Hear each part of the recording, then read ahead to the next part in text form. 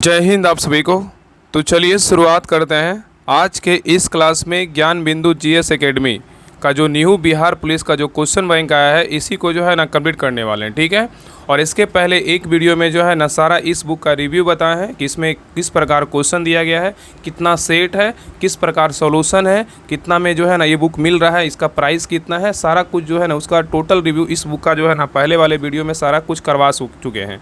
तो अगर उस वीडियो को नहीं देखे तो सभी लोग ज़रूर देखिएगा, आपको जो है ना सारा कुछ इस बुक के बारे में पता चल जाएगा, ठीक है। तो इस क्लास को जो है ना अब स्टार्ट करते हैं और ध्यानपूर्वक जो है ना पूरी क्वेश्चन को देखिएगा और अंत तक क्लास को ज़रूर देखिएगा, तभी जो है ना क्लास का आपका 100% फ़ायदा मिलेगा। और एक बात बता देते हैं कि आपका जो है ना इसी चैनल पे जो है ना इस बुक का आपका पूरा डिटेल के साथ आपको सोल्यूशन करवाया जाएगा। देखिए सोल्यूशन तो बहुत जगह मिल जाएगा, लेकिन पता है आपको क्या मिलेगा, सिर्फ क्वेश्चन और आंसर मिलेगा। अगर आप चाहते हैं ना कि क्वेश्चन के साथ पूरा डिटेल के साथ सोल्यूशन क्लास मिले तो आपका इसी चैनल पर मिलेगा। तो आप सब लोग जो है ना इस क्लास को सपोर्ट कीजिए। जितने भी लोग बिहार पुलिस का तैयारी कर रहे हैं उनके पास जो है ना इस वीडियो का लिंक ज़रूर पहुँचाइए, उनके पास क्लास का लिंक ज़रूर शेयर कीजिए। और जितने भी लोग क्लास को नए लोग देख रहे हैं ना इस चैनल पे, सभी लोग सब्सक्राइब जरूर कर लीजिए। क्योंकि आप देख लीजिएगा कोई भी क्लास आप देखिएगा यूट्यूब पर, बहुत सारे क्लास आपको मिलेगा इस बुक का, हो सकता है बहुत सारे मिलेगा, लेकिन देखिएगा उसमें जो है ना आपका क्वेश्चन विद आंसर बताया जाएगा, लेकिन डिटेल सोल्यूशन आपको नहीं मिलेगा। क्योंकि आप इस बुक में अगर पहले वाले वीडियो में देखे होंगे तो आपको पता चला होगा कि किस प्रकार जो है ना इस बुक में क्वेश्चन दिया गया और उसका सोल्यूशन दिया गया है। एक क्वेश्चन में जो सोल्यूशन है कम से कम आपको 20 क्वेश्चन मिलेगा। तो सोचिए कि जो है ना उसमें सोल्यूशन कराने में कितना समय लगेगा। तो जो समय देंगे ना तो उनको कम से कम उनका मतलब ये सपोर्ट किया कीजिए कि हाँ मेरे जो है ना मेरे लिए इतना मेहनत कर रहे हैं, क्वेश्चन भी पूरा सोल्यूशन करवा रहे हैं। तो ये आप जो है ना ये बात याद रखिए, ठीक है। अगर आपको लगता है कि शॉर्टकट में हमें चाहिए तो बहुत सारा क्लास आप उसको देख सकते हैं, लेकिन आपको डिटेल के साथ सोल्यूशन चाहिए तो इस क्लास को ज़रूर देखिएगा। और जितना हो सके हर ग्रुप में जो है ना शेयर ज़रूर कीजिएगा इस लिंक को, ठीक है। तो चलिए शुरुआत करते हैं। देखिए इसमें टोटल का बात करें, टोटल जो है ना 63 सेट जो है ना PYQ का है, ठीक है। तो आपको पता हुई होगा सारा, तो हम बता ही दिए, इसमें आप बताना ही क्या है, डायरेक्ट हम क्लास स्टार्ट करते हैं। इस बुक के बारे में जो है ना कितना अगर जितना भी बताए कम है, कितना इंपॉर्टेंट ये बुक है ना बिहार पुलिस के लिए आपको पता होगा, ठीक है। तो देखिए आज के इस क्लास में जो है ना बिहार पुलिस सिपाही भर्ती परीक्षा, देखिए जो एग्ज़ाम हुआ था 7/8/2024 का पेपर 1 करेंगे, ठीक है। देखिए हल प्रश्न पत्र 1 से लेकर 26 पेज तक है, तो इसी को जो है ना आज के इस क्लास में देखने वाले हैं, ठीक है। तो ध्यानपूर्वक पूरी क्लास को देखिएगा। देखिए इसमें जो है ना 7/8/2024 का जो एग्ज़ाम हुआ था, देखिए पेपर 1 है, पेपर 2 है, पेपर 3 है और पेपर 4 है, ठीक है। और पेपर क्या है तो 5 है। तो जो 5 तरह के जो पेपर करवाया गया था ना 7 तारीख के एग्ज़ाम में, जो 5 जो पेपर बना था उसको हर डिस्ट्रिक्ट में जो है ना करवाया गया था, अलग अलग वाइज करके करवाया गया था। तो इसी को जो है ना शुरू से देखने वाले हैं, ठीक है। बस क्लास को जो है ना जितना हो सके आप लोग सपोर्ट कीजिए, क्लास को लाइक कीजिए, हर ग्रुप में शेयर कीजिए, ठीक है। तो चलिए स्टार्ट करते हैं। ध्यानपूर्वक पूरी क्लास को देखिए। बाकी जो है ना सारा डिटेल तो हम उस वीडियो में बता ही दिए हैं, कैसे कैसे क्या है बुक के बारे में, क्या है नहीं है, कहाँ मिलेगा, कैसे मिलेगा, कितना प्राइस है, सारा कुछ हम बता दिए। तो उस वीडियो को जाकर देख लीजिएगा, ठीक है। तो चलिए शुरुआत करते हैं। देखिए बिहार पुलिस सिपाही नियुक्ति प्रारंभिक परीक्षा जो है ना हल प्रश्न पत्र है। देखिए परीक्षा कब हुआ था, 7/8/2024 को एग्जाम हुआ था। पेपर कितना है तो फर्स्ट है, ठीक है। स्मृति पे आधारित है और विज्ञापन संख्या कितना 1/2023 का है। रिक्त पदों की संख्या बोलेगा 23,391 का पेपर है, ठीक है। तो ध्यानपूर्वक क्लास को देखिएगा, ठीक है। देखिए क्वेश्चन नंबर 1 कर रहा है। देखिए थोड़ा सा धुंधला दिख रहा होगा, लेकिन हम बोलेंगे थोड़ा सा एडजस्ट कर लीजिएगा, बाकी आगे से जो है ना आपका PDF पूरा क्लीन मिलेगा, ठीक है। तो ये कह रहा है कि 1980 के दशक के प्रारंभ में सर्वोच्च न्यायालय ने न्याय तक पहुंच बढ़ाने के लिए कौन सा यंत्र तैयार किया था, बताइए। बहुत ही अच्छा क्वेश्चन है। कह रहा है 1980 के दशक के प्रारंभ में सर्वोच्च न्यायालय ने न्याय तक पहुंच बढ़ाने के लिए कौन सा तंत्र का तैयार किया था, बताइए क्या होगा। तो 1 का सही उत्तर होगा ऑप्शन नंबर सी, जनहित याचिका किया था। कौन किया था, जनहित याचिका किया था, ठीक है। चलिए आगे देखिए इसका डिटेल कर रहा है कि 1980 के दशक के प्रारंभ में सर्वोच्च न्यायालय ने न्याय तक पहुंच बढ़ाने के लिए जो है ना जनहित याचिका का क्या है तंत्र तैयार किया था, ठीक है। और 1980 के दशक में शुरू की गई जनहित याचिका मतलब PIL की व्यवस्था जो है ना सबको इंसाफ दिलाने के लिहाज से क्या था, महत्वपूर्ण कदम थी, ठीक है। क्योंकि अब गरीब लोग भी अदालत में जो है ना इंसाफ पाने के लिए जो है ना जा सकते हैं, ठीक है, याद रखिएगा। आगे देखिए कह रहा है कि जनहित याचिका PIL के तहत सार्वजनिक हित की रक्षा के लिए मुकदमे का क्या है तो प्रावधान है, ठीक है। तो याद रखिएगा कि जनहित याचिका मतलब PIL के तहत सार्वजनिक हित की रक्षा के लिए क्या है, मुकदमे का प्रावधान है। और नेक्स्ट पॉइंट कह रहा है कि अन्य समान अदालती याचिकाओं से अलग इसमें यह आवश्यक है नहीं है कि पीड़ित पक्ष स्वयं क्या है अदालत में जाएं, ठीक है। आगे देखिए कह रहा है कि यदि मतलब कह रहा है यह किसी भी नागरिक कह रहा है कि यह किसी भी नागरिक या स्वयं न्यायालय द्वारा पीड़ितों के पक्ष में दायर किया जा सकता है। ठीक है। नेक्स्ट पॉइंट कह रहा है कि भारतीय न्यायिक पद्धति में जनहित याचिका उस समय पर लाया गया जब भारत के जो है ना मुख्य न्यायाधीश पीएन भगवती मतलब प्रफुल्ल चंद्र नटवरलाल भगवती थे। ठीक है। इनका पूरा नाम क्या था? तो प्रफुल्ल चंद्र नटवरलाल भगवती थे। ठीक है। इनका शॉर्ट में नाम क्या है? तो पीएन भगवती बोल सकते हैं। ठीक है। चलिए आगे देखिए। आगे कह रहा है नेक्स्ट पॉइंट कह रहा है कि भारत में जनहित याचिका की अवधारणा का बीज सर्वप्रथम जो है ना न्यायमूर्ति कृष्ण अय्यर द्वारा 1976 ईस्वी में मुंबई कामगार सभा बनाम अब्दुल भाई मामले में जो है ना बोया गया था। ठीक है। तो याद है कि अगर क्वेश्चन पूछेगा कि भारत में जनहित याचिका की अवधारणा जो है ना सर्वप्रथम किसके द्वारा दिया गया था और कब दिया गया था, तो सिंपल याद रखिएगा कि भारत में जनहित याचिका की अवधारणा का बीज जो है ना सर्वप्रथम न्यायमूर्ति कृष्ण अय्यर द्वारा 1976 ईस्वी में मुंबई कामगार सभा बनाम अब्दुल भाई मामले में जो है ना बोया गया था। ठीक है। नेक्स्ट पॉइंट कह रहा है कि भारत के पूर्व मुख्य न्यायाधीश पीएन भगवती को जो है ना जनहित याचिका का जनक कहा जाता है। तो यहाँ पे क्वेश्चन पूछेगा कि भारत के पूर्व मतलब यहाँ पे क्वेश्चन सिंपल पूछेगा कि जनहित याचिका का जनक जो है ना किसको कहा जाता है, तो पीएन भगवती को कहा जाता है। ठीक है। जनहित याचिका का जो है जनक किसे कहा जाता है? पीएन भगवती को कहा जाता है। ठीक है। ये क्या थे? तो भारत के पूर्व मुख्य न्यायाधीश थे। ठीक है। चलिए आगे देखिए। क्वेश्चन नंबर 2 कह रहा है कि किसी भी देश में कानून बनाने का अंतिम अधिकार किसके पास होता है बताइए। यहाँ पे होता है, बताइए क्या होगा? कह रहा है किसी भी देश में कानून बनाने का अंतिम अधिकार किसके पास होता है बताइए। तो 2 का सही उत्तर होगा ऑप्शन नंबर 1, संसद के पास होता है। किसके पास होता है? तो संसद के पास होता है। ठीक है। तो कह रहा है किसी भी देश में कानून बनाने का अंतिम अधिकार किसके पास होता है? तो संसद के पास होता है। आगे देखिए कह रहा है कि भारत में राष्ट्रपति, राज्यसभा एवं लोकसभा को सम्मिलित रूप से जो है ना संसद कहा जाता है। ठीक है। तो भारत में राष्ट्रपति, राज्यसभा एवं लोकसभा को जो है ना सम्मिलित रूप को क्या बोलते हैं? तो संसद कहा जाता है। आगे कह रहा है कि लोकसभा संपूर्ण भारत के लोगों का प्रतिनिधित्व करती है और जबकि राज्यसभा राज्यों व केंद्र शासित प्रदेशों का जो है ना प्रतिनिधित्व करती है। ठीक है। आगे कह रहा है कि भारतीय संविधान का अनुच्छेद 80 जो है ना राज्यसभा मतलब उस उच्च सदन की जो है ना संरचना से क्या है? तो संबंधित है। और नेक्स्ट कह रहा है कि राज्यसभा के सदस्यों की अधिकतम संख्या कितना है? तो 250 हो सकती है, परंतु वर्तमान में जो यह संख्या कितनी है? 245 है। ठीक है। तो ये भी पॉइंट याद रखिए कि राज्यसभा के सदस्यों की अधिकतम संख्या कितना हो सकती है? तो 250 मतलब 250 हो सकती है, लेकिन वर्तमान में पूछेगा कि राज्यसभा की सीट कितना है? 245 है। ठीक है। याद रखिएगा। चलिए आगे देखिए। नेक्स्ट कह रहा है कि राज्यसभा में राष्ट्रपति द्वारा साहित्य, विज्ञान, कला और समाज सेवा के संबंध में विशेष ज्ञान रखने वाले 12 सदस्यों को जो है ना मनोनीत किया जाता है। ठीक है।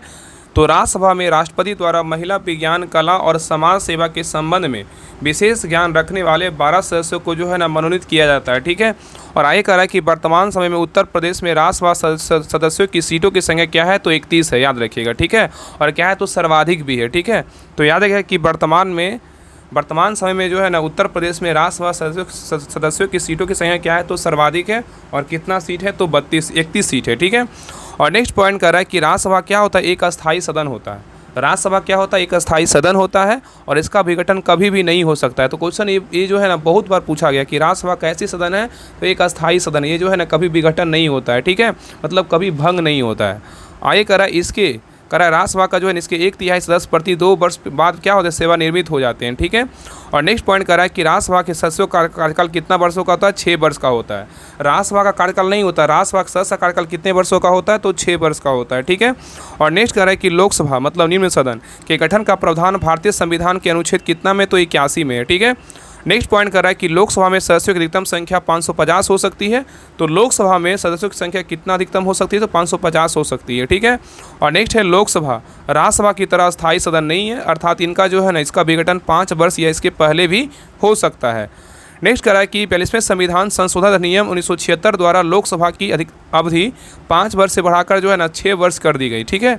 तो याद रखिएगा कि 42वां संविधान संशोधन अधिनियम 1976 के द्वारा लोकसभा की अवधि जो है ना 5 वर्ष से बढ़ाकर 6 वर्ष कर दिया गया, लेकिन पुनः जो है ना 44वां संविधान संशोधन अधिनियम के द्वारा 1978 के द्वारा इसको जो है ना 5 वर्ष कर दिया गया। तो ये क्वेश्चन पूछेगा ना कि किस संविधान संशोधन के द्वारा मतलब लोकसभा की अवधि जो है ना 5 वर्ष से बढ़ाकर 6 वर्ष कर दिया गया, तो क्या हो जाएगा? 42वां संविधान संशोधन के द्वारा। ठीक है। और फिर पुनः क्वेश्चन पूछेगा कि 5 वर्ष पुनः क्यों मतलब किस संविधान संशोधन के द्वारा कर दिया गया? तो याद है कि 44वां संविधान संशोधन 1978 के द्वारा इसको पुनः जो है ना 5 वर्ष कर दिया गया। ठीक है। और नेक्स्ट पॉइंट कह रहा है कि भारत में न्यायपालिका के जो है ना 3 स्तर पाए जाते हैं, जिसमें क्या है? सर्वोच्च स्थान पर क्या है? तो भारत का जो है ना उच्चतम न्यायालय होता है। ठीक है। तो याद रखिए कि कह रहा है कि भारत में न्यायपालिका के 3 स्तर पाए जाते हैं, जिसमें सर्वोच्च स्थान पर जो है ना भारत का क्या होता है? उच्चतम न्यायालय होता है। ठीक है।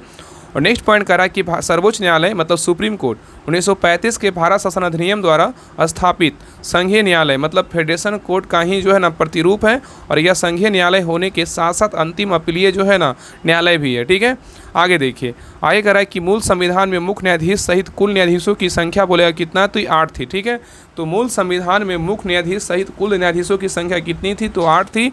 और वर्तमान में यह संख्या जो है 33 प्लस जो है ना 1 हो गई, मतलब चीफ जस्टिस ऑफ इंडिया, इसको वर्तमान में संख्या कितना होता है, 33 प्लस 1 मुख्य न्यायाधीश होते हैं और 33 जो है ना अन्य न्यायाधीश होते हैं। ठीक है, चलिए आगे देखिए। नेक्स्ट कह रहा है कि संसद को शक्ति प्राप्त है, संसद को शक्ति प्राप्त है कि वह न्यायाधीश की संख्या में वृद्धि कर सकती है। ठीक है, और नेक्स्ट पॉइंट कह रहा है कि भारतीय संविधान के भाग 15 में, भारतीय संविधान के भाग 15 में अनुच्छेद कितना है, 324 से 329 तक निर्वाचन से संबंधित उपबंधों का जो है ना उल्लेख किया गया है। ठीक है, आगे देखिए कह रहा है कि भारतीय निर्वाचन के संबंध में मुख्यतः 2 प्रकार की जो है ना पद्धतियाँ अपनाई जाती है। पहला क्या है, तो first part the post system, और दूसरा क्या है, एकल संक्रमणीय अनुपातिक प्रतिनिधित्व प्रणाली के द्वारा। ठीक है, आगे देखिए कह रहा है कि first part the post system क्या है, इसके बारे में जानते हैं। First part the post system क्या है, इसके बारे में जानते हैं। तो कह रहा है कि भारत में जहाँ प्रत्यक्ष निर्वाचन मतलब डायरेक्ट इलेक्शन होता है, वहाँ लगभग हर जगह first part the post system अपनाई जाती है। जैसे क्या है, तो लोकसभा व राज्यों की विधानसभाओं की निर्वाचन प्रक्रिया में। ठीक है, नेक्स्ट कह रहा है कि एकल संक्रमणीय अनुपातिक प्रतिनिधित्व प्रणाली, ये क्या है, तो कह रहा है यह निर्वाचन प्रणाली राष्ट्रपति, उपराष्ट्रपति, राज्यसभा, राज्य विधान परिषद के सदस्यों के निर्वाचन में जो है ना अपनाई जाती है। क्या, तो एकल संक्रमणीय अनुपातिक प्रतिनिधित्व प्रणाली अपनाई जाती है। नेक्स्ट कह रहा है कि भारतीय कार्यपालिका व्यवस्था के अंतर्गत उपराष्ट्रपति का पद जो है ना अमेरिका के संविधान से क्या है, तो प्रेरित है। ठीक है, चलिए आगे देखिए। नेक्स्ट कह रहा है कि वरीयता क्रम में उपराष्ट्रपति का पद जो है ना राष्ट्रपति के बाद क्या होता है, दूसरा सर्वोच्च पद होता है। ठीक है, तो बहुत इंपॉर्टेंट पॉइंट है। कह रहा है कि वरीयता क्रम में उपराष्ट्रपति का पद राष्ट्रपति के बाद जो है दूसरा सर्वोच्च क्या होता है, तो पद होता है। सबसे फर्स्ट में कौन होते हैं, राष्ट्रपति होते हैं, उसके बाद क्या होता है, उपराष्ट्रपति होते हैं। ठीक है, और नेक्स्ट कह रहा है कि भारतीय संविधान के अनुच्छेद 63 में उपराष्ट्रपति के पद का क्या है, प्रावधान किया गया है। तो क्वेश्चन पूछेगा कि उपराष्ट्रपति के पद का प्रावधान किस अनुच्छेद में किया गया है, तो अनुच्छेद 63 में किया गया है। ठीक है, और नेक्स्ट है अनुच्छेद 64 के तहत उपराष्ट्रपति राज्यसभा का क्या होता है, सभा मतलब पदेन सभापति होता है। ठीक है, चलिए क्वेश्चन नंबर 3 पे देखिए, इतना सारा जो है ना क्वेश्चन नंबर 1 और 2 का डिटेल था। ठीक है, चलिए क्वेश्चन नंबर 3 पे कह रहा है कि वार्षिक वित्तीय विवरण संसद के दोनों सदनों के समक्ष कौन रखवाता है, बताइए। वार्षिक वित्तीय विवरण संसद के दोनों सदनों के समक्ष कौन रखवाता है, बताइए क्या होगा। तो 3 का सही उत्तर होगा ऑप्शन नंबर डी, राष्ट्रपति रखवाता है। कौन रखवाता है, राष्ट्रपति रखवाता है। ठीक है, और एक बार बता देते हैं आप लोग को सभी के लिए जो है ना, मतलब जो भी क्लास देख रहे हैं, जिनको भी PDF चाहिए सभी लोग टेलीग्राम चैनल ज्वाइन कर लीजिएगा। डिस्क्रिप्शन में लिंक दिया हुआ राहुल स्टडी ग्रुप के नाम से। ठीक है, उसमें 19,000 प्लस मेंबर है, उसी को ज्वाइन कीजिएगा। वहाँ पे जो है ना जितने भी क्लास आपका आएगा सारा जो है ना आपको PDF वहीं पे प्रोवाइड करवाया जाएगा। ठीक है, तो सभी लोग टेलीग्राम चैनल ज्वाइन कर लीजिएगा। ठीक है, डिस्क्रिप्शन में लिंक दिया हुआ है राहुल स्टडी ग्रुप के नाम से। ठीक है, तो सभी लोग को टेलीग्राम चैनल जरूर ज्वाइन कर लेना है। ठीक है, तो आगे देखिए कह रहा है ना कि वार्षिक वित्तीय विवरण संसद के दोनों सदनों के समक्ष जो है ना कौन रखवाता है, राष्ट्रपति रखवाते हैं। ठीक है, चलिए आगे देखिए कह रहा है कि भारत में वार्षिक वित्तीय विवरण को राष्ट्रपति संसद के दोनों सदनों के समक्ष रखवाते हैं।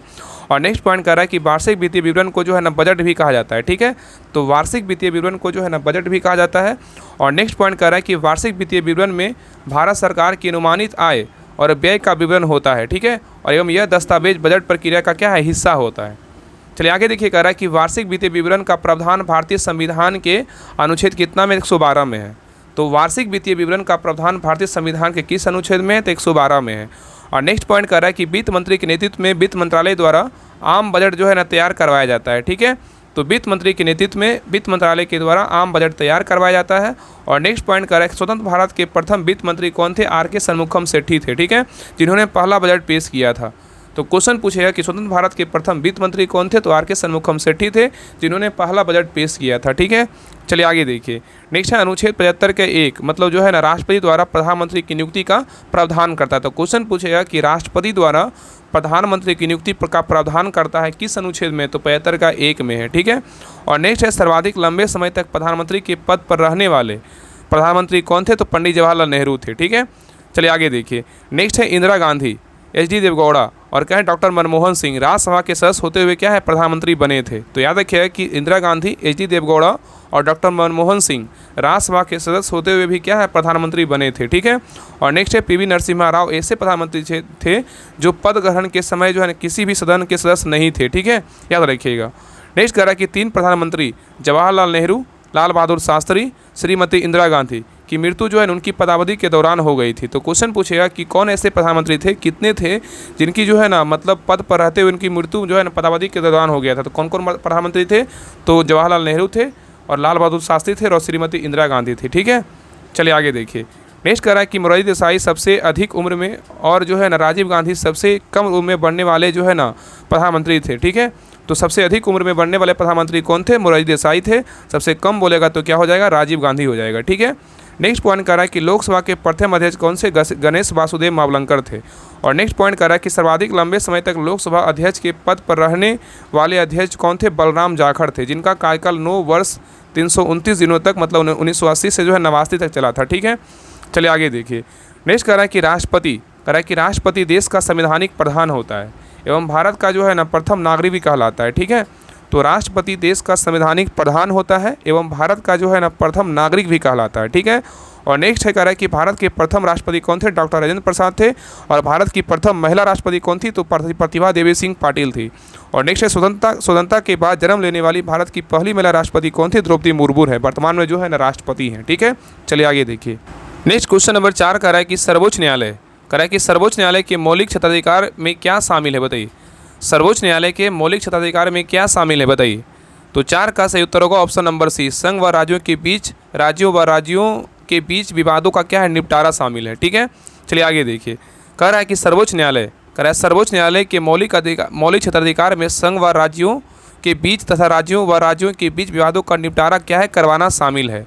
नेक्स्ट पॉइंट कर रहा है कि भारतीय संविधान के अनुच्छेद 131 में मौलिक क्षेत्राधिकार का जो है ना प्रावधान किया गया है। तो क्वेश्चन पूछेगा कि किस अनुच्छेद में मौलिक क्षेत्राधिकार का जो है ना प्रावधान किया गया, तो क्या होगा, अनुच्छेद 131 होगा। ठीक है, और आगे कह रहा है इसके अंतर्गत सर्वोच्च न्यायालय 3 प्रकार के मामलों की सुनवाई करता है जो इस प्रकार है। पहला क्या है, तो एक तरफ भारत सरकार तथा दूसरी तरफ जो है एक या एक से अधिक राज्य की सरकारें हो। ठीक है, और दूसरा क्या है, 2 या 2 से अधिक राज्यों के बीच उत्पन्न विवाद हो।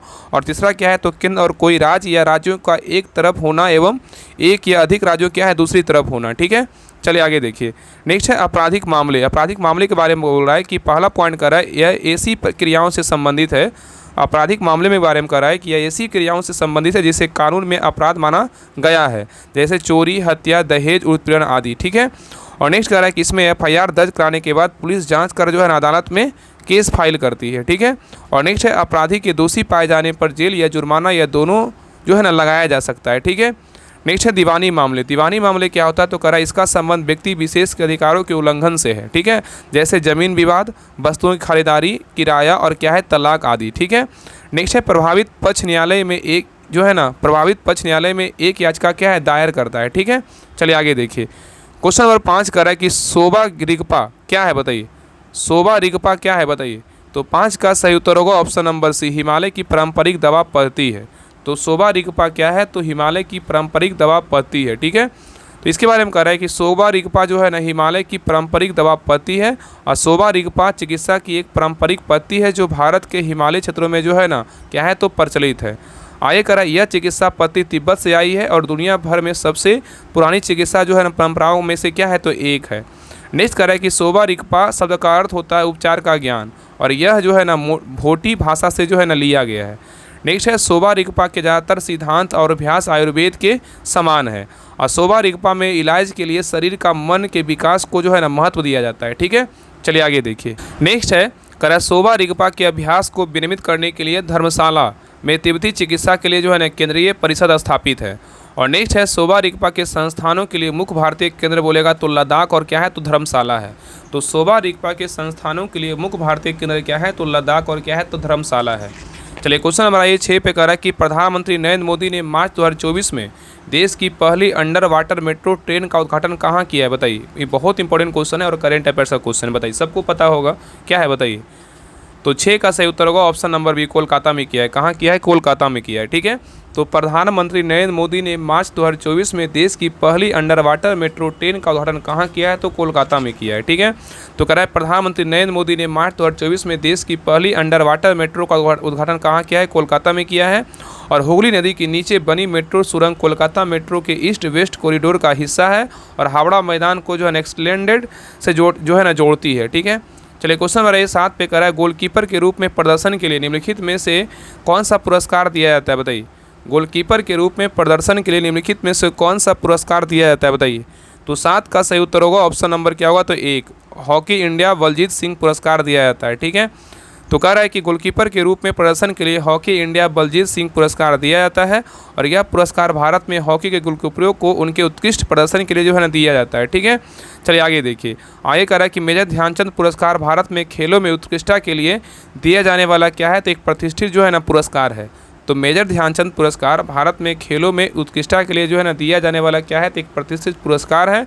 और नेक्स्ट पॉइंट कह रहा है कि मेजर ध्यानचंद खेल रत्न पुरस्कार, जिसे पहले राजीव गांधी खेल रत्न के नाम से जाना जाता था, भारत में जो है ना किसी खिलाड़ी को दिया जाने वाला क्या था, सर्वोच्च पुरस्कार था। वर्तमान में क्या नाम है, तो मेजर ध्यानचंद खेल रत्न पुरस्कार है। ठीक है, आगे कह रहा है कि मेजर ध्यानचंद खेल रत्न पुरस्कार राशि में एक प्रमाण पत्र और 25 लाख रुपए का जो है नगद पुरस्कार शामिल है। ठीक है, और ये देखिए क्वेश्चन जो है ना बिहार दरोगा में भी क्वेश्चन पूछा गया कि मेजर ध्यानचंद खेल रत्न पुरस्कार का जो है ना इनामी राशि कितनी, 25 लाख। उसमें जो है ना इसका नाम क्या था, तो राजीव गांधी खेल रत्न पुरस्कार था। ठीक है, तो वर्तमान में इसका नाम क्या है, तो मेजर ध्यानचंद खेल पुरस्कार है। वर्तमान में इसकी राशि कितनी है, 25 लाख है। ठीक है, चलिए आगे देखिए। नेक्स्ट है राष्ट्रीय खेल पुरस्कार एवं क्या है पुरस्कार राशि। अगर यहाँ पे बात करें अर्जुन पुरस्कार में कितना राशि मिलती है, 15 लाख रुपए मिलता है। ठीक है, और द्रोणाचार्य पुरस्कार एवं लाइफ टाइम श्रेणी में कितना है, तो 15 लाख रुपए मिलता है। और द्रोणाचार्य पुरस्कार नियमित श्रेणी में कितना है, तो 10 लाख रुपए मिलता है। ठीक है, चलिए क्वेश्चन हमारे 8 पे करें, निम्नलिखित में से कौन सा भूअस्थायी उपग्रह नहीं है। यहाँ पे नहीं पूछा है कि कौन सा भूअस्थायी उपग्रह नहीं है, बताइए कौन नहीं है।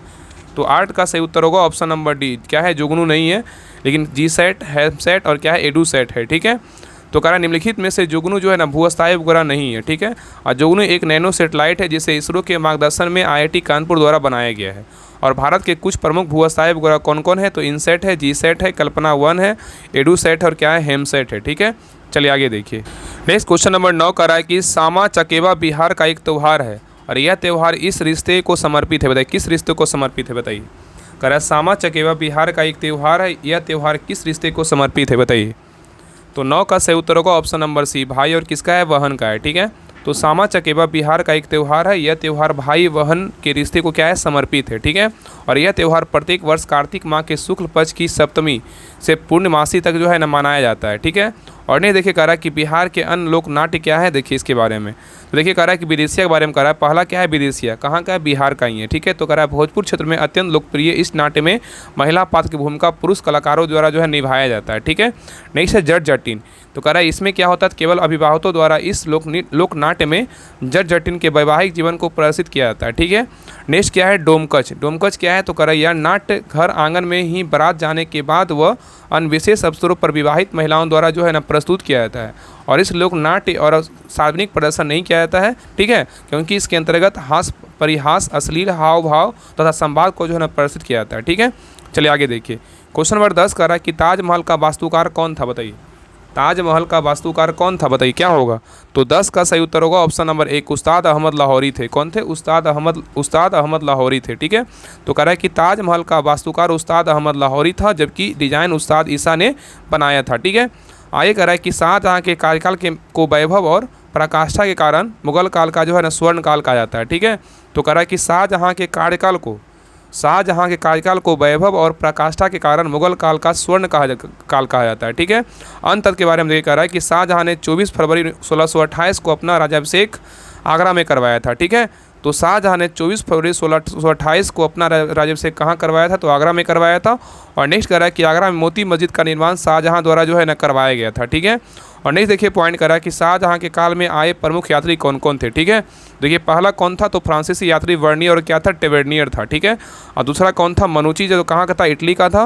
और नेक्स्ट था पीटर मुंडी, इसने अकाल का वर्णन किया था, कहाँ था, इंग्लैंड का था। ठीक है, और नेक्स्ट है शाहजहाँ ने, कह रहा है कि शाहजहाँ ने इनायत खान, जिन्होंने शाहजहाँनामा लिखा, को जो है ना संरक्षण दिया था। ठीक है, और नेक्स्ट है बसावन, उत्कृष्ट मुगल चित्रकार थे, इसका संबंध आधुनिक उत्तर प्रदेश से था।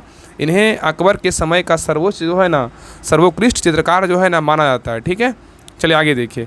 नेक्स्ट है अबू सम्मद। अबू सम्मद कौन थे, तो कह रहा अकबर ने प्रसिद्ध चित्रकार अबू सम्मद को सीरी कलम की उपाधि एवं मोहम्मद हुसैन को कश्मीर की जड़ी कलम उपाधि प्रदान की थी। ठीक है, तो याद रखिए कि अकबर ने प्रसिद्ध चित्रकार कौन था, अबू सम्मद को कौन सा उपाधि दिया था, तो सीरी कलम की उपाधि दिया था, एवं मोहम्मद हुसैन कश्मीरी को जो है जड़ी कलम की उपाधि प्रदान की थी। ठीक है, चलिए आगे देखिए। क्वेश्चन नंबर 11 कह रहा है बिंबिसार। कह रहा है बिंबिसार का प्रसिद्ध राजवैद्य जीवक कहाँ का निवासी था, बताइए। बिंबिसार का प्रसिद्ध राजवैद्य दीपक कहाँ का निवासी था बताइए। तो 11 का सही उत्तर होगा ऑप्शन नंबर डी, राजगिरी का था। कहाँ का था? राजगिरी का था। ठीक है, तो बिंबिसार का प्रसिद्ध राजवैद्य दीपक राजगिरी मतलब राजगीर का क्या था? निवासी था। ठीक है, चलिए आगे देखिए। नेक्स्ट आगे कह रहा है कि मगध में हर्यक वंश के संस्थापक कौन थे? बिंबिसार थे। इन्होंने 544 ईसा पूर्व से 492 ईसा पूर्व तक मगध पर जो है ना शासन किया था। ठीक है, और इनका उपनाम सेनीय था और अस्थायी सेना जो है ना रखने के कारण जो है ना मतलब इनका मतलब ये था। ठीक है, और मतलब नाम प्रसिद्ध था। और आगे कह रहा है कि अवंती मतलब सेनीय का मतलब जो है पूरा नाम क्या है? अस्थायी सेना रखने को जो है ना सेनीय बोलते थे। ठीक है, और आगे कह रहा है अवंती राज के राजा चंडोप्रधोत जब बीमार मतलब पांडु रोग मतलब हुए तो बिंबिसार ने अपने राज वैद्य जीवक को जो है ना चंड प्रधोत की सेवा में उज्जैन भेजा था। ठीक है, चलिए आगे देखिए। आगे देखिए निर्देश दिया हुआ है। देखिए यहाँ पे निर्देश निम्नलिखित गद्यांश को पढ़कर जो है ना प्रश्न पढ़कर मतलब 12 से 14 के उत्तर को सही विकल्प को चुनिए। इसको पढ़ लीजिएगा, बाकी हम PDF डाल देंगे तो आप वहाँ से पढ़ लीजिएगा। डायरेक्ट हम क्वेश्चन पे आते हैं। देखिए ये सारा जो है ना सारांश दिया हुआ है। देखिए तो देखिए पहला कह रहा है ना कि देखिए पहला कह रहा है क्वेश्चन नंबर 12 का पहला कह रहा है गद्यांश के आधार पर बताइए कि बाल श्रम जैसी सामाजिक कुरीति को समाप्त करने के लिए लोगों की सोच कैसी है बताइए। गद्यांश के आधार पर बताइए कि बाल श्रम जैसी सामाजिक कुरीति को समाप्त करने के लिए लोगों की सोच कैसी है। तो 12 का सही उत्तर होगा ऑप्शन नंबर बी, बाल श्रम समाप्त करना सरकार का क्या है? दायित्व है। ठीक है, चलिए आगे देखिए। नेक्स्ट देखिए 13 का है गद्यांश के अनुसार बाल श्रम को रोकने के लिए सार्थक प्रयास क्यों किए जाने चाहिए बताइए। गद्यांश के अनुसार बाल श्रम को रोकने के लिए सार्थक प्रयास क्यों किए जाने चाहिए बताइए, क्या कारण है? तो 13 का सही उत्तर होगा ऑप्शन नंबर 1, बाल श्रम के कारण बच्चों का बचपन क्या है? छीन जाता है। ठीक है, चलिए आगे देखिए। ठीक है, इसका सही उत्तर क्या होगा? तो ऑप्शन नंबर 1 होगा। तो बाल श्रम के कारण बच्चों का बचपन क्या होता है? छीन जाता है।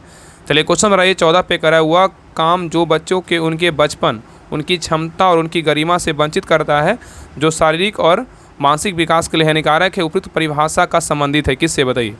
तो 14 का सही उत्तर होगा ऑप्शन नंबर डी, बाल श्रम से। किससे है? तो बाल श्रम से। ठीक है, चलिए आगे देखिए। क्वेश्चन नंबर 15 कह रहा है कि राज्य में विधान परिषद की सदस्य संख्या के विषय में संवैधानिक प्रावधान क्या है बताइए। राज्य में विधान परिषद की सदस्य संख्या के विषय में संवैधानिक प्रावधान क्या है बताइए। तो 15 का सही उत्तर क्या होगा? तो ऑप्शन नंबर जो है ना सी होगा। राज्य की विधानसभा की सदस्य संख्या 1/3 से क्या है? अधिक नहीं होगी। ठीक है, तो क्वेश्चन कह रहा है कि राज्य में विधान परिषद की सदस्य संख्या के विषय में संवैधानिक प्रावधान क्या है? तो राज्य की विधानसभा की सदस्य संख्या के 1/3 से क्या है? अधिक नहीं होगी। ठीक है, चलिए आगे देखिए। नेक्स्ट कह रहा है कि राज्यों में विधान परिषद की संख्या राज्यों की विधानसभा की सदस्य संख्या के 1/3 से अधिक नहीं हो सकती है। और नेक्स्ट कह रहा है कि संविधान के अनुच्छेद 171 के अनुसार किसी राज्य की विधान परिषद में सदस्यों की कुल संख्या राज्य विधानसभा के सदस्यों की संख्या 1/3 से अधिक नहीं होगी, परंतु किसी राज्य की विधान परिषद के सदस्यों की कुल संख्या किसी भी स्थिति में जो है ना 40 से कम नहीं होगी। ठीक है, चलिए आगे देखिए। आगे कह रहा है केंद्र की तरह राज्यों में भी संसदीय प्रणाली को अपनाया गया है। ठीक है, तो कह रहा है केंद्र की तरह राज्यों में भी संसदीय प्रणाली को अपनाया गया है। और नेक्स्ट कह रहा है कि राज्य विधानमंडल में मतलब राज्यपाल, विधान परिषद जहाँ हो और विधानसभा सम्मिलित होती है। ठीक है, और नेक्स्ट कह रहा है कि संविधान के अनुच्छेद 169 के अंतर्गत विधान परिषद के निर्माण तथा उत्साधन की प्रक्रिया का क्या है? वर्णन किया गया है। ठीक है, चलिए आगे देखिए। नेक्स्ट कह रहा है कि संविधान के अनुच्छेद 173 के 3 के अनुसार विधान परिषद के सदस्यों का निर्धारण इस प्रकार होता है। ठीक है, तो कह रहा है कि संविधान के अनुच्छेद 173 के 3 के अनुसार विधान परिषद के सदस्यों का निर्धारण इस प्रकार होता है। कैसे होता है? तो देखिए पहला पॉइंट कह रहा है 1/3 सदस्य राज्य की स्थानीय संस्थानों, नगर पालिकाओं, जिला परिषदों आदि के सदस्यों से मिलकर बने निर्वाचक मंडल द्वारा चुने जाते हैं। ठीक है, और नेक्स्ट पॉइंट कह रहा है 1/3 सदस्य विधानसभा के निर्वाचित सदस्यों द्वारा चुने जाते हैं। ठीक है, तो 1/3 सदस्य विधानसभा के निर्वाचित सदस्यों द्वारा चुने जाते हैं। और नेक्स्ट कह रहा है कि 1/12 सदस्य जो है ना अध्यापकों द्वारा चुने जाते हैं, जो राज्य के हायर सेकेंडरी या उच्च शिक्षा संस्थानों से कम 3 वर्ष से जो है ना पढ़ रहे हो। ठीक है, चलिए आगे देखिए। नेक्स्ट है करा 1/12 सदस्य उन स्नातकों द्वारा निर्वाचित होते हैं जिन्होंने कम से कम 3 वर्ष पूर्व स्नातक की उपाधि जो है ना प्राप्त कर ली हो। ठीक है, और नेक्स्ट है 1/6 सदस्य राज्य द्वारा मनोनीत होते हैं जो कला, विज्ञान, साहित्य, समाज सेवा एवं साहित्यकारिता से जो है जुड़े हुए हैं। ठीक है, और नेक्स्ट है वर्तमान में के केवल जो है ना 6 राज्यों, उत्तर प्रदेश में 100, कर्नाटक में कितना 75, बिहार में कितना 75, आंध्र प्रदेश में कितना 58, तेलंगाना में कितना है तो 40 तथा महाराष्ट्र में कितना है तो 78 विधान परिषद क्या है? विद्यमान है।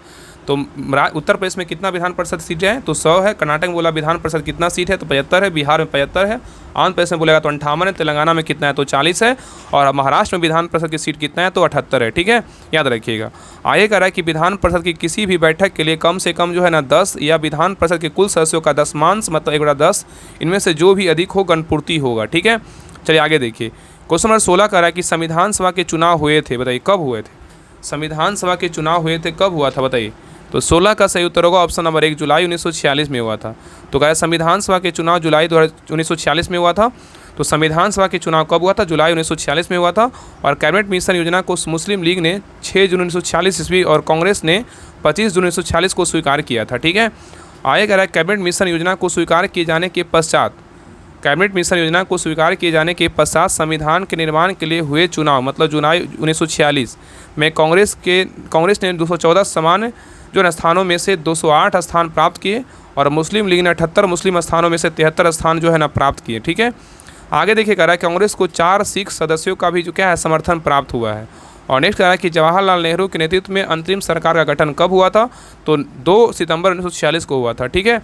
तो याद रखिए कि जवाहरलाल नेहरू के नेतृत्व में अंतरिम सरकार का गठन कब हुआ था, तो 2 सितंबर 1946 को हुआ था, ठीक है। चलिए आगे देखिए। नेक्स्ट है 3 जून 1947 को भारत विभाजन की माउंटबेटन योजना प्रकाशित की गई, जिसे कांग्रेस कार्य समिति की 3 जून 1947 ईस्वी की बैठक में जो है ना स्वीकार कर लिया गया, ठीक है। आगे देखिए कह रहा है स्वतंत्रता प्राप्ति के समय कांग्रेस के अध्यक्ष कौन थे, जेबी कृपलानी थे।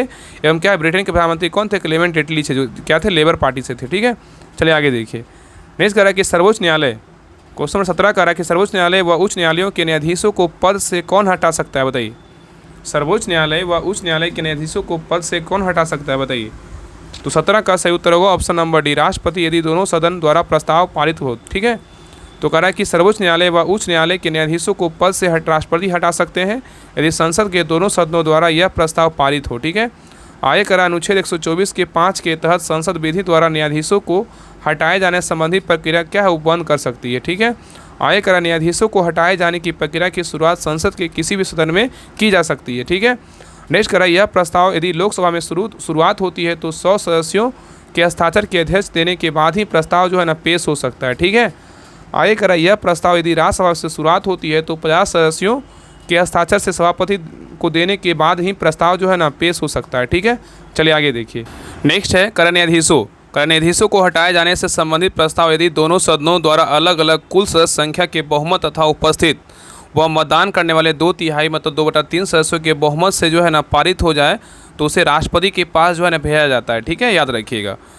नेक्स्ट कह रहा है कि तत्पश्चात राष्ट्रपति न्यायाधीश को हटाए जाने का आदेश जारी करते हैं, ठीक है। आगे कह रहा है अभी तक केवल सर्वोच्च न्यायालय के एक न्यायाधीश मतलब कौन थे, बी रामास्वामी के संदर्भ में महाभियोग का प्रस्ताव लाया गया, परंतु लोकसभा में यह प्रस्ताव अपेक्षित बहुमत के अभाव पे जो है ना पारित नहीं हो पाया, ठीक है। चलिए क्वेश्चन नंबर 18 पे कह निम्नलिखित में से कौन सी गैस पॉप की आवाज़ करते हुए जलती है, बताइए। कह रहा कौन सी गैस पॉप की आवाज़ करते हुए जलती है, बताइए क्या होगा। तो 18 का सही उत्तर होगा ऑप्शन नंबर 1, हाइड्रोजन जलती है। कौन जलता है, हाइड्रोजन जलता है, ठीक है। आगे देखिए कह रहा है हाइड्रोजन गैस पॉप की आवाज़ करते हुए जलती है और हाइड्रोजन गैस के बारे में कह रहा है हाइड्रोजन, पहला पॉइंट कह रहा है हाइड्रोजन आवर्त सारणी का प्रथम क्या है, तत्व है, जिसका संकेत क्या होता है, H, तथा परमाणु संख्या कितना होता है, 1 होता है। तो याद रखिएगा कि हाइड्रोजन गैस का जो है ना क्या है, तो आवर्त सारणी का प्रथम तत्व होता है। हाइड्रोजन का संकेत क्या होता है, तो H होता है, परमाणु संख्या कितना तो होता है, तो 1 होता है, ठीक है। नेक्स्ट कह रहा है कि हाइड्रोजन को भविष्य का ईंधन कहा जाता है, ठीक है। और नेक्स्ट कह रहा है यह आवर्त सारणी का एकमात्र तत्व है जिसके नाभिक में कोई न्यूट्रॉन नहीं अर्थात केवल एक प्रोटॉन होता है, ठीक है। और इसकी खोज जो है ना हेनरी कैवेंडिश ने की थी, ठीक है।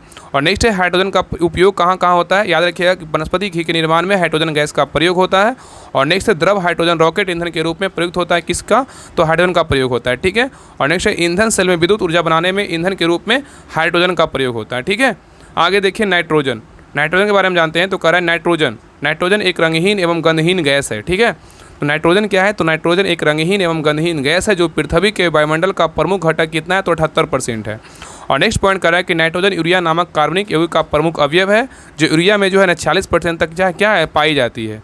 आगे कह रहा है जीवधारी नाइट्रोजन को पेड़ पौधे से प्रोटीन के रूप में जो है ना प्राप्त करते हैं। तो जीवधारी नाइट्रोजन को पेड़ पौधे से प्रोटीन के रूप में प्राप्त करते हैं। नेक्स्ट है नाइट्रोजन का उपयोग कहाँ होता है, तो देखिए पहला है वायुयान के टायरों से भरा जाता है, वहाँ पे नाइट्रोजन का प्रयोग होता है। और नेक्स्ट है कार्यो बैंक एवं XC2 संरक्षण में जो है नाइट्रोजन का प्रयोग होता है, ठीक है। तो वायुयानों के टायरों में भरा जाता है, नाइट्रोजन गैस प्रयोग होता है। कार्यो बैंक XC2 संरक्षण में नाइट्रोजन गैस का प्रयोग होता है। और नेक्स्ट है नाइट्रोजन विद्युत बल्बों में तथा उच्च ताप मापने वाले तापमापी में भरने में काम आता है, कौन सा, नाइट्रोजन गैस आता है, ठीक है। और अमोनिया के उत्पादन में जो है नाइट्रोजन गैस का प्रयोग होता है, ठीक है, याद रखिएगा। नेक्स्ट है कार्बन कार्बन डाइऑक्साइड के बारे में कह रहा है कि पहला पॉइंट कह रहा है कार्बन डाइऑक्साइड पौधे के लिए प्राणदायिनी गैस है। कार्बन डाइऑक्साइड के बारे में कह रहा है कि कार्बन डाइऑक्साइड पौधे के लिए क्या है, तो प्राणदायिनी गैस है, क्योंकि यह गैस जंतु जगत द्वारा सांस लेने के लिए जो है रूप में बाहर छोड़ी जाती है तथा पौधे प्रकाश संश्लेषण द्वारा CO2 को ग्रहण कर जीवित रहते हैं। ठीक है, चलिए आगे देखिए। नेक्स्ट कह रहा है कि वायुमंडल में वायुमंडल में इसकी मात्रा कितनी होती है, कार्बन डाइऑक्साइड की 0.03% होता है। ठीक है, और नेक्स्ट कह रहा है कि CO2 गैस ग्रीन हाउस प्रभाव के लिए क्या है, उत्तरदायी है। ठीक है, तो कार्बन डाइऑक्साइड गैस क्या है, तो ग्रीन हाउस प्रभाव के लिए क्या उत्तरदायी है। और नेक्स्ट है CO2 गैस की प्रकृति क्या होती है, अम्लीय होती है तथा यह गैस चूने के जल को क्या करता है, दूधिया कर देता है। ठीक है, और नेक्स्ट है CO2 का जलीय घोल कार्बनिक अम्ल कहलाता है। ठीक है, तो CO2 का जलीय घोल क्या कहलाता है, कार्बनिक अम्ल कहलाता है। और नेक्स्ट है मीथेन CH4, इसके बारे में कह रहा है कि यह जो है ना एक एल्कीन श्रेणी मतलब CnH2n+2। तो मीथेन का सूत्र क्या होता है, तो यहाँ पे कह रहा है यह जो है ना एल्केन का श्रेणी CnH2n+2 का क्या है, प्रथम सदस्य होता है। ठीक है, कौन, मीथेन। और प्राकृतिक गैस, बायोगैस इत्यादि मुख्य अवयव में जो है ना मीथेन गैस होती है। ठीक है, आगे देखिए कह रहा है कि कोयले की खानों में मीथेन तथा वायु के मिश्रण से भयंकर विस्फोट होता है। तो कह रहा है कि कोयले की खानों में मीथेन तथा वायु के मिश्रण से भयंकर विस्फोट होता है, अतः मीथेन को जो है ना फायर डैम्प भी कहा जाता है। ठीक है, और मीथेन का उपयोग ईंधन के रूप में किया जाता है। ठीक है, याद रखिएगा। चलिए क्वेश्चन नंबर 19 पे कह रहा है कि अंडे की जर्दी कोलाइड का कौन सा प्रकार है, बताइए। अंडे की जर्दी कोलाइड का कौन सा प्रकार है, बताइए। तो 19 का सही उत्तर होगा ऑप्शन नंबर सी, इमल्सन का है। किसका है, तो इमल्सन का है। तो कह रहा है अंडे की जर्दी कोलाइड का क्या है, इमल्सन का प्रकार है। और नेक्स्ट कह रहा है इमल्सन में जो है ना 32% क्या है, फॉस्फोलिपिड होते हैं। ठीक है, आगे कह रहा है कोलाइड विलयन के बारे में। कह रहा है कोलाइडी जो है ना एक विषमांगी मिश्रण है।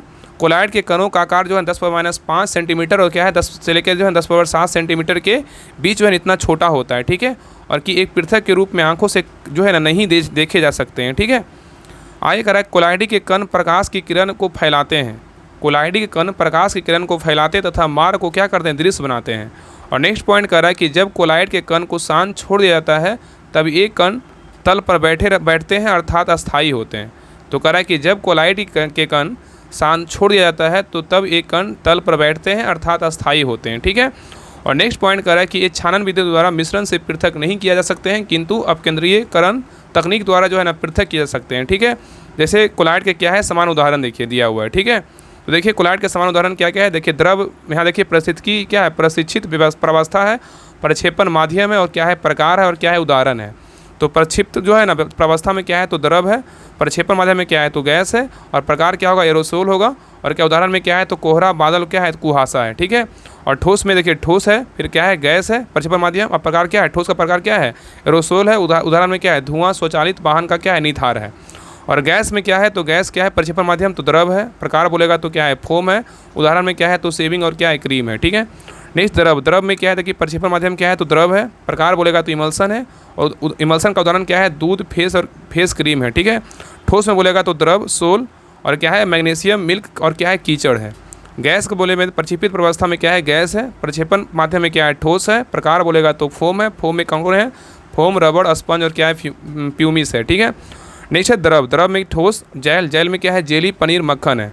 ठोस और क्या है, तो ठोस को सोल में क्या है, रंगीन रत्न पत्थर, और दूधिया क्या है, कांच है। ठीक है, चलिए आगे देखिए। नोट में दिया है कोलाइडिक कणों द्वारा प्रकाश के प्रकीर्णन की परिघटना जो है ना टिंडल प्रभाव उत्पन्न करती है। ठीक है, तो कोलाइडिक कणों द्वारा प्रकाश के प्रकीर्णन की परिघटना टिंडल प्रभाव क्या करती है, उत्पन्न करती है। नहीं देखिए क्वेश्चन नंबर 20 कर रहा है कि आयरन लोहा का परमाणु क्रमांक क्या है, बताइए क्या होगा। आयरन लोहा का परमाणु प्रतीक क्या है, तो इसका सही उत्तर क्या होगा, ऑप्शन नंबर सी होगा, क्या है, तो Fe है। क्या है, तो Fe है। ठीक है, चलिए आगे देखिए। नहीं देखिए कह रहा है कि आयरन जो है ना, आयरन लोहा का परमाणु प्रतीक क्या है, तो Fe है। ठीक है, हाइड्रोजन का बोले H, हीलियम का बोले He, लिथियम का बोले Li, बेरिलियम का बोलेगा तो Be, बोरोन का बोलेगा तो B, कार्बन का बोलेगा तो C, नाइट्रोजन का बोलेगा तो N, ऑक्सीजन का बोलेगा तो O, फ्लोरीन का बोलेगा तो F, नियॉन का बोलेगा तो Ne, सोडियम का बोलेगा तो Na, मैग्नीशियम का बोलेगा तो Mg, एल्यूमिनियम का बोलेगा Al, फास्फोरस का बोलेगा तो P। नेक्स्ट देखिए आर्गन का बोलेगा तो क्या है, संकेत Ar, आर्सेनिक का बोलेगा तो As, ब्रोमीन का बोलेगा तो Br, और सिल्वर का बोलेगा तो Ag। और नेक्स्ट है आयोडीन का बोलेगा तो क्या है I, बेरियम का बोलेगा तो Br, गोल्ड का बोलेगा तो Au, मरकरी का बोलेगा तो Hg, और रेडॉन का बोलेगा तो Rn। ठीक है, आगे इधर देखिए सल्फर का बोलेगा तो S, क्लोरीन का बोलेगा तो Cl, पोटेशियम का बोलेगा K, कैल्शियम का बोलेगा तो संकेत क्या होता है Ca, क्रोमियम का Cr, मैग्नीज का Mn, आयरन का Fe, कोबाल्ट का Co, और निकल का बोलेगा तो Ni। ठीक है, चलिए आगे देखिए। नेक्स्ट है कॉपर का बोलेगा Cu, जिंक का बोलेगा तो Zn, प्लोनियम का बोलेगा तो Pu। ये सब क्या है तो संकेत दिया हुआ है, ठीक है। चलिए आगे देखिए। क्वेश्चन नंबर 21 कह रहा है कि जल में ऑक्सीजन का परमाणु की संकरण अवस्था क्या है बताइए। जल में ऑक्सीजन परमाणु की संकरण अवस्था क्या है बताइए। तो 21 का सही उत्तर होगा ऑप्शन नंबर सी, sp3 है, ठीक है।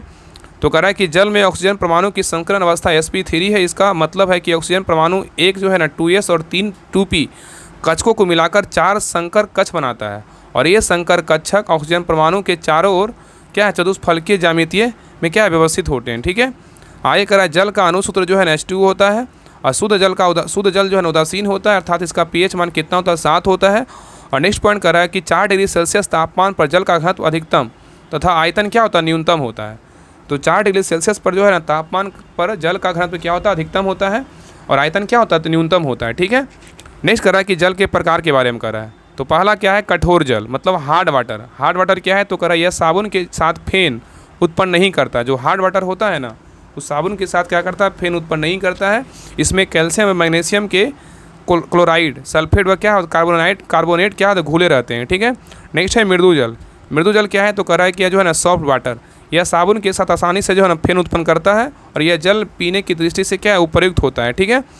नेक्स्ट है जल की कठोरता। कह रहा है इसमें कह रहा है स्थायी कठोरता क्या है तो कह रहा है यह कठोरता कैल्शियम व मैग्नीशियम के क्लोराइड तथा सल्फेट लवण घुले रहने के कारण होती है। और नेक्स्ट पॉइंट कर रहा है कि जल की अस्थायी कठोरता को सोडियम कार्बोनेट मिलाकर गर्म करने से जो है ना दूर होती है, ठीक है। तो अगर जल की अस्थायी कठोरता दूर करना रहेगा तो क्या करेंगे, तो जल की अस्थायी कठोरता को सोडियम कार्बोनेट मिलाकर गर्म करने से जो है ना दूर हो जाती है, ठीक है। नेक्स्ट है अस्थायी कठोरता। ये क्या है तो कह रहा है यह कठोरता उसमें कैल्शियम व मैग्नीशियम के बाइकार्बोनेट लवण घुले रहने के कारण होती है, और जल की अस्थायी कठोरता को उसे उबालकर जो है ना दूर कर ली जाती है, ठीक है। तो जल की अस्थायी कठोरता अगर दूर करना रहेगा तो क्या करेंगे, तो जल की जो है ना अस्थायी कठोरता उसे उबालकर दूर कर ली जाती है, ठीक है। चलिए आगे देखिए। नहीं देखिए क्वेश्चन नंबर 22 कर रहा है यूरोप के स्केच ऋतुतार्ज के लेखक कौन है बताइए। यूरोप के स्केच ऋतुतार्ज के लेखक कौन है तो क्या होगा, तो 22 का सही उत्तर होगा option number B, Ram Kumar है। कौन है तो राम कुमार है, ठीक है। तो कह रहा है ना कि यूरोप के स्केच ऋतुतार्ज के लेखक कौन है तो राम कुमार है। देखिए रचनाकार है और क्या है ऋतुतार्ज है। तो देखिए ऋण जल धन जल नेपाली क्रांति कथा कौन है तो फणेश्वर नाथ रेणु है। युद्ध यात्रा का बोलेगा तो कौन है धर्म भारती है। तूफानों के बीच का बोलेगा तो कौन है रांगे राघव है। और छन बोले कन मुस्कुराए कौन है कन्हैया लाल मिश्र प्रभाकर है। और लक्ष्मीपुरा का बोलेगा तो कौन है शिवानंद सिंह चौहान है, ठीक है। चलिए आगे देखिए। यहाँ पे देखिए मुहावरा दिया हुआ, इसके बारे में देखिए बताना है। देखिए सूची 1 में क्या है मुहावरा है, सूची 2 में क्या है तो अर्थ है। बताइए कि छाती पर मूंग दलना क्या होगा बताइए।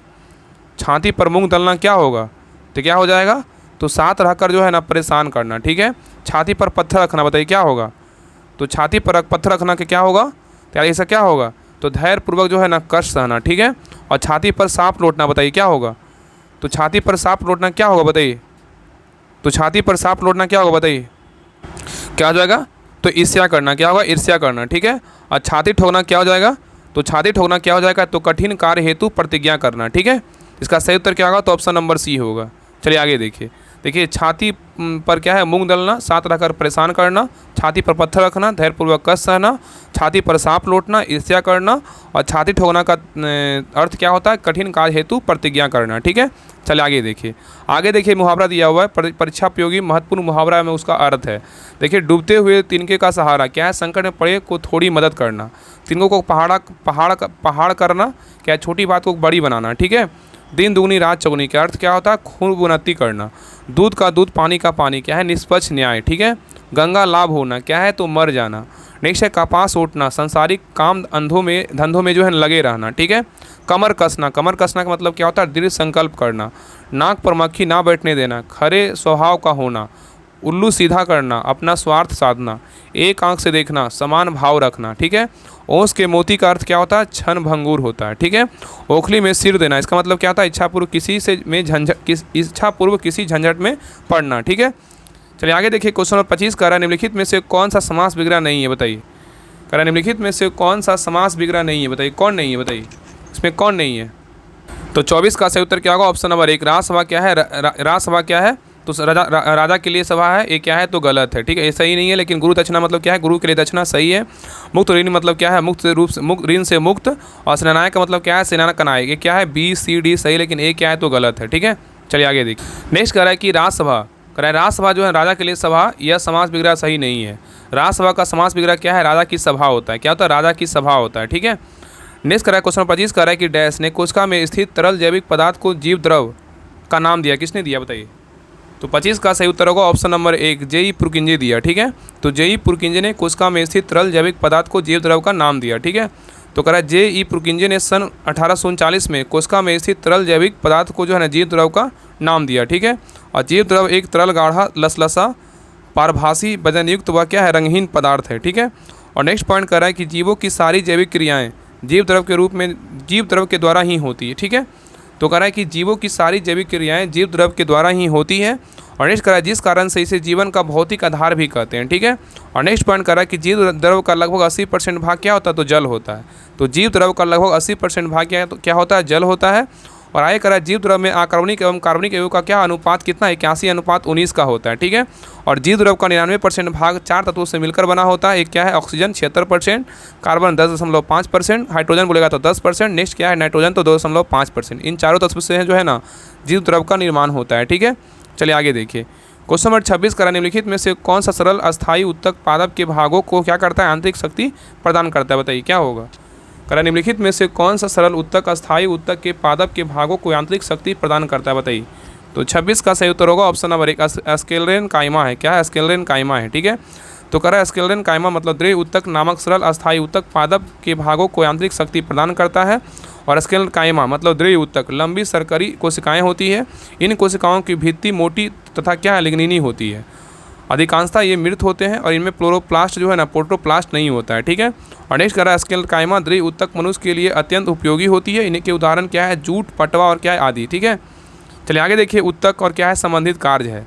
एपिडर्मिस उत्तक का कार्य क्या है? तो यह कोशिका की एक परत द्वारा पौधे के बाहरी भाग को क्या करता है? ढकता है। किसका काम होता है? एपिडर्मिस उत्तक का होता है। ठीक है। नेक्स्ट है जाइलम उत्तक। इसका कार्य क्या है? तो जल व खनिज लवणों का संवहन करना और क्या है? आंतरिक दृढ़ता प्रदान करना। ठीक है। नेक्स्ट है फ्लोएम। फ्लोएम उत्तक का काम क्या है? तो भोजन कार्य पत्तियों द्वारा बनाए गए भोजन को पौधे के अन्य भागों में पहुँचाना। ठीक है। आगे देखिए कह रहा है जाइलम, नोट में दिया हुआ जाइलम। जाइलम और फ्लोएम क्या है? संवहनी उत्तक होते हैं। ठीक है। चलिए क्वेश्चन नंबर 27 पे करा हरी पत्तियां भोजन को किस रूप में संग्रहित करती है? बताइए।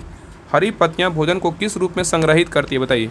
तो 27 का सही उत्तर होगा ऑप्शन नंबर सी, स्टार्च के रूप में जो है ना संग्रहित करता है। ठीक है। तो हरी पत्तियां भोजन को स्टार्च के रूप में संग्रहित करती है। और स्टार्च जो है ना मंड वह भोजन है जो पौधे की पत्तियों को में क्या होता है? जमा हो जाता है। ठीक है। चलिए आगे देखिए।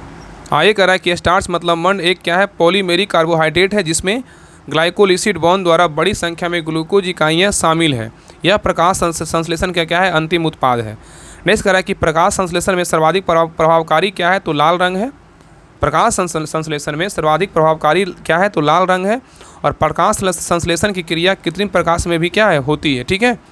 चला गया क्वेश्चन नंबर 28 कह रहा है 31 मई 2024 को संयुक्त राष्ट्र अकादमिक प्रभाव के सदस्य कितने संस्थान है? बताइए।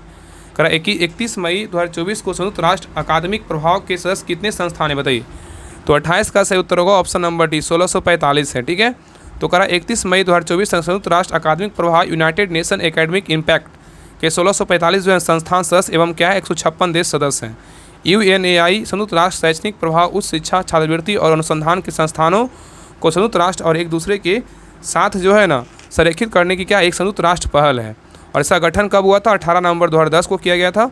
और इसका मुख्य उद्देश्य शिक्षा और सतत विकास के बीच पारस्परिक संबंध पर ध्यान केंद्रित करते हुए सतत विकास लक्ष्यों को जो है ना प्राप्ति करना हो, मतलब प्राप्ति में सहायता करना है। ठीक है। चलिए आगे देखिए क्वेश्चन नंबर 29 कह रहा है कि सूचना का अधिकार अधिनियम कब पारित हुआ था? बताइए। सूचना का अधिकार अधिनियम कब पारित हुआ था? बताइए।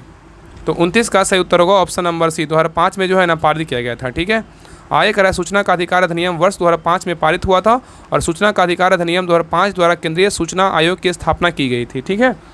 और नेक्स्ट कह रहा है कि 12 अक्टूबर 2005 को सूचना का अधिकार अधिनियम कानूनी अधिकार के रूप में जो है ना आया। तो 12 अक्टूबर 2005 को सूचना का अधिकार अधिनियम कानूनी अधिकार के रूप में आया। और यह आयोग एक मुख्य सूचना आयुक्त जो है ना 10 से अधिक सूचना आयुक्तों से मिलकर बना है। ठीक है।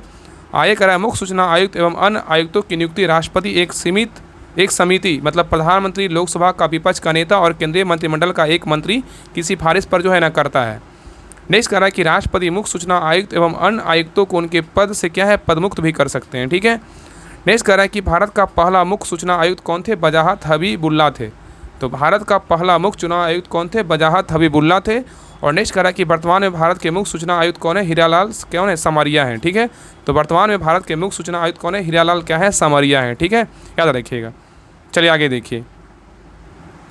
नेक्स्ट कह रहा है कि क्वेश्चन नंबर 30 कह रहा है संयुक्त राष्ट्र द्वारा निम्न में से किस वर्ष को अंतर्राष्ट्रीय मोटा अनाज वर्ष घोषित किया गया? बताइए।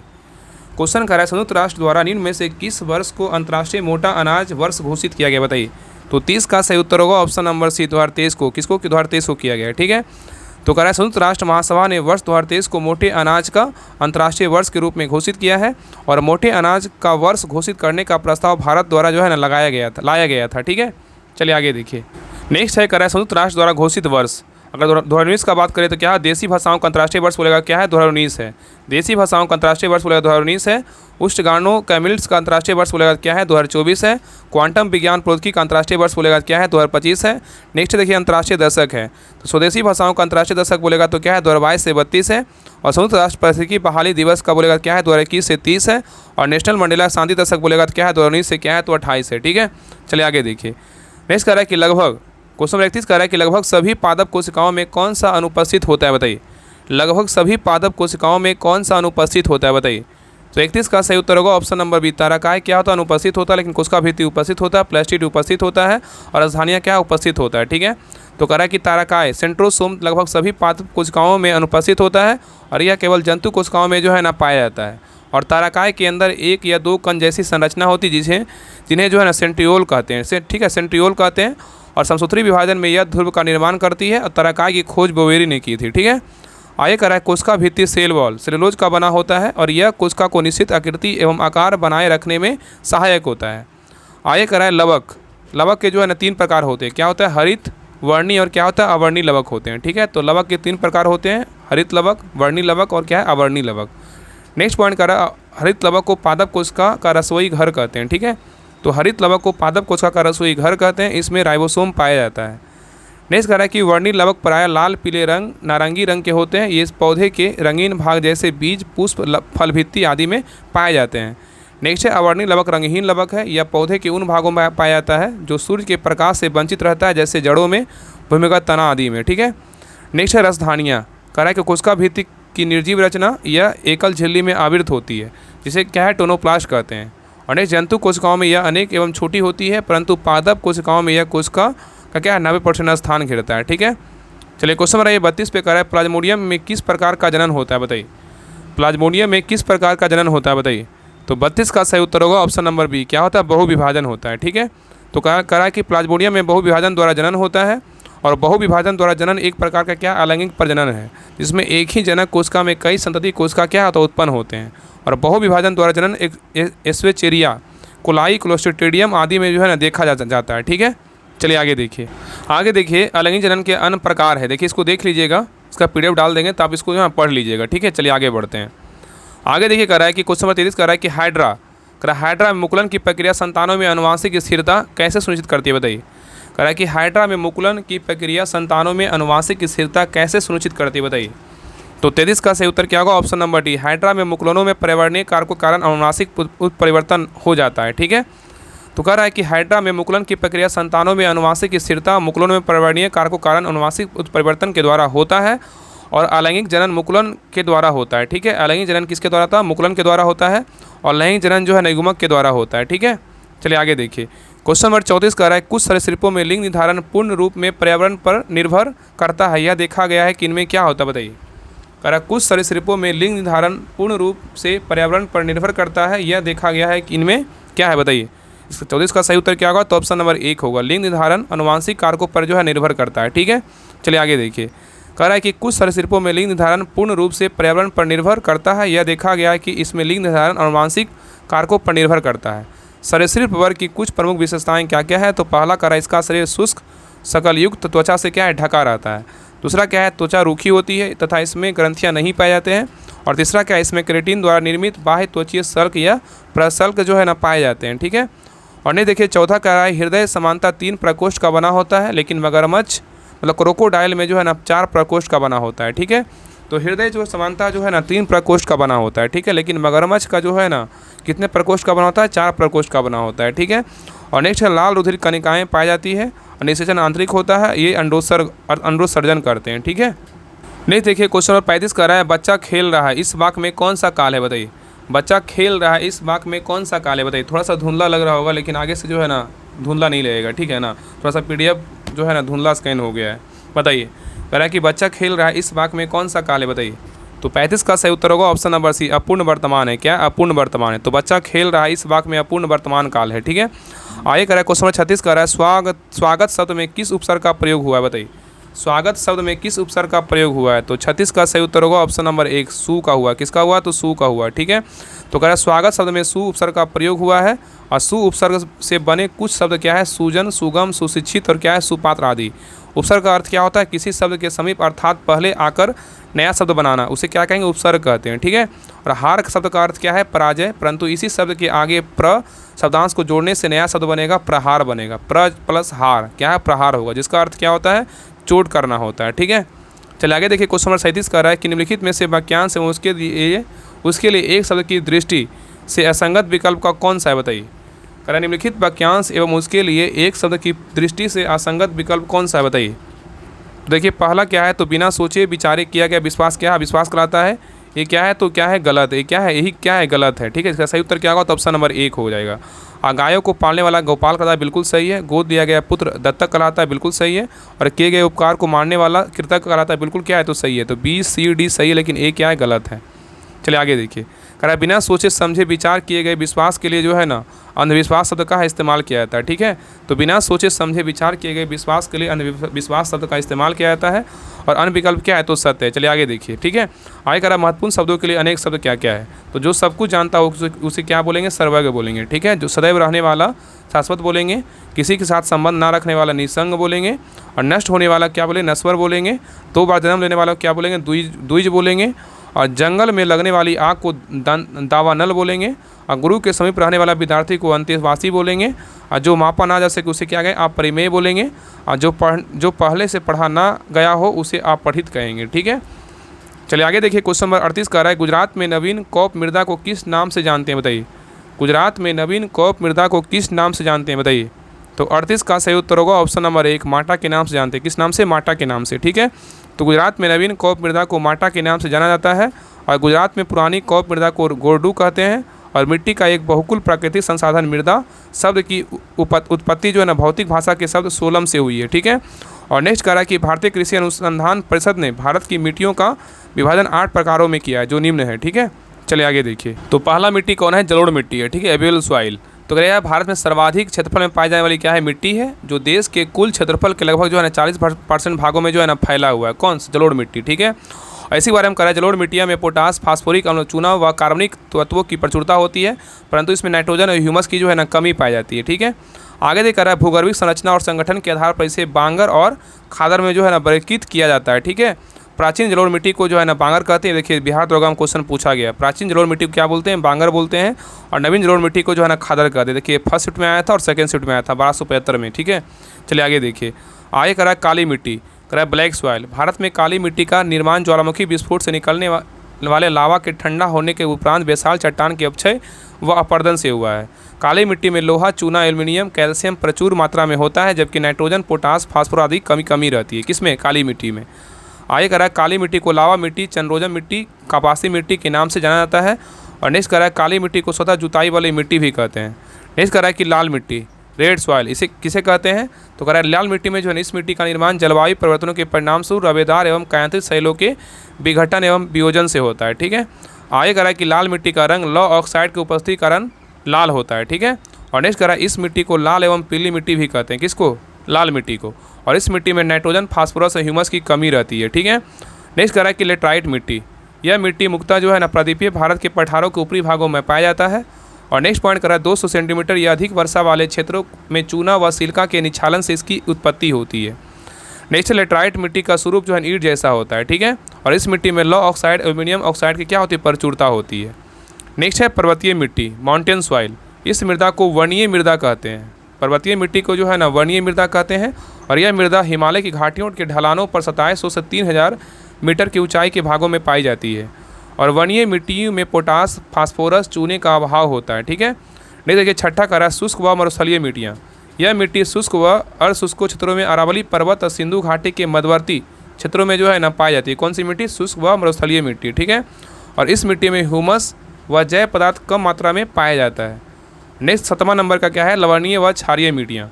एक ऐसा मिट्टियाँ तो यह एक अंतर क्षेत्रीय मिट्टी है जिसका विस्तार सभी जलवायु प्रदेशों में होता है, ठीक है। चलिए आगे देखिए। आगे कह रहा है इस मिट्टी में सोडियम मैग्नीशियम की प्रचुरता कारण यह मिट्टी लवणीय तथा कैल्शियम व पोटासियम की प्रचुरता कारण क्षारीय हो जाती है। नेक्स्ट क्वेश्चन देखिए, नेक्स्ट है 8वां मिट्टी। तो कह रहा है ना कि पीट एवं दलदली मिट्टियाँ क्या है? तो कह रहा है इसका निर्माण, जो पीट एवं दलदली मिट्टियाँ हैं, कह रहा है इसका निर्माण अत्यधिक आर्द्रता वाली दशाओं में बड़ी मात्रा में कार्बनिक तत्वों के जमाव का कारण होता है, ठीक है। और यह मुख्यतः तटीय प्रदेशों एवं जल जमाव के क्षेत्रों में पाई जाती है। और इस मिट्टी में घुलनशील लवणों की प्रचुरता होती है परंतु फास्फोरस व पोटास का अभाव होता है। चलिए आगे देखिए क्वेश्चन 39 कह रहा है इनमें से कौन सा कंपनी ONGC और इसकी अपतटीय संक्रियाओं के लिए हेलीकॉप्टर की सेवाएं प्रदान करती है? बताइए। कारण इनमें से कौन सी कंपनी ONGC और इसकी अपतटीय संक्रियाओं के लिए हेलीकॉप्टर की सेवाएं प्रदान करती है? बताइए। तो 39 का सही उत्तर होगा option number D, Pawan Hans helicopter limited, ठीक है। तो कह रहा है Pawan Hans helicopter limited ONGC और इसकी अपतटीय संक्रियाओं के लिए हेलीकॉप्टर की सेवाएं प्रदान करती है। और नेक्स्ट कह रहा है कि यह जम्मू कश्मीर, हिमाचल प्रदेश, उत्तराखंड, पूर्वोत्तर राज्यों के दूर दराज इलाकों में विशिष्ट स्थानों व दुर्गम क्षेत्रों में परिवहन के लिए हेलीकॉप्टर का उपयोग करता है, ठीक है। और नेक्स्ट है ONGC की स्थापना 14 अगस्त 1956 को हुआ था। और ONGC भारत सरकार की एक क्या है? सार्वजनिक क्षेत्र की कंपनी है जिसका मुख्यालय कहाँ है? देहरादून उत्तराखंड में है। और नेक्स्ट है ONGC का पूरा नाम क्या है? Oil and natural gas corporation है। ONGC के वर्तमान अध्यक्ष कौन है? अरुण कुमार सिंह है। ONGC एक क्या है? महारत्न कंपनी है। पवन हंस की स्थापना 1985 में हुई थी और यह भारत की जो है ना सबसे बड़ी हेलीकॉप्टर क्या है? हेलीकॉप्टर सेवा कंपनी है। चलिए आगे देखिए क्वेश्चन नंबर 40 कर रहा है 2011 की जनगणना के अनुसार भारत के किस राज्य में जनसंख्या घनत्व सबसे अधिक है? बताइए।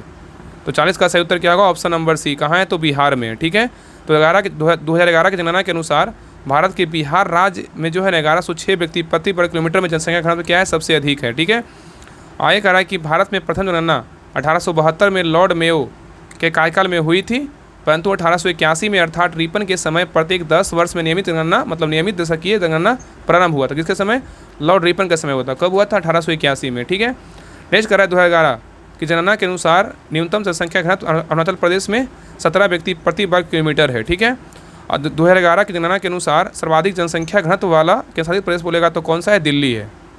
नेक्स्ट कह रहा है कि WC फ्लाउडेन भारत के जो है ना प्रथम जनगणना आयुक्त थे, ठीक है। तो WC फ्लाउडेन भारत के प्रथम जनगणना आयुक्त थे। और भारत में विश्व की 17.7% जनसंख्या निवास करती है। और नेक्स्ट कह रहा है कि नागालैंड देश का एकमात्र राज्य है जहाँ जनसंख्या वृद्धि दर क्या है? नकारात्मक रही है, ठीक है। चलिए आगे देखिए। नेक्स्ट देखिए आगे कह रहा है कि 1921 ईस्वी को भारत की जनसंख्या का बृहद विभाजन वर्ष ग्रेट डिवाइडेड ईयर्स कहते हैं, ठीक है।